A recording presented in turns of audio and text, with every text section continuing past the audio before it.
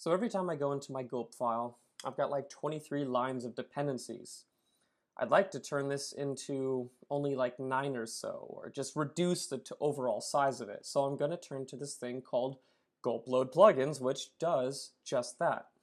So after I've installed it, we're going to run down to this guy, because I like the short way of doing things.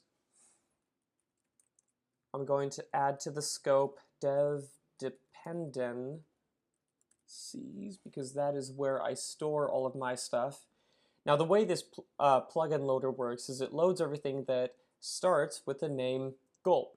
If you look at their options, you can change that if you want. I'm not worried about it. I just want to get rid of this huge list so that the only thing on top of my file, of my Gulp file, is this stuff.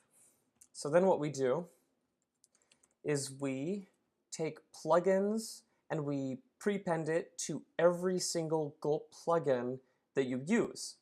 Now I've separated out these packages simply because they don't start with Gulp, and yes, you could add them into this plugin loader. For the sake of simplicity, I'm just going to keep it at this.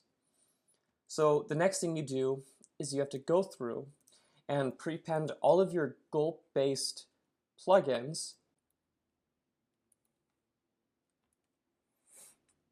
There we go. So we're going to test out some of our tasks, and as you can see, everything is working.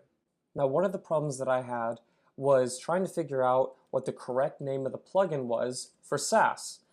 So if you do ever come into that situation where you don't know the name of the plugin, or something weird is just happening, what you're going to want to do is pass the lazy option as false, and then just do something like console log plugins. And if you go up here, open up your terminal, and then you run something, whatever task, it doesn't matter what it is, it will take longer to run the task because it has to load everything.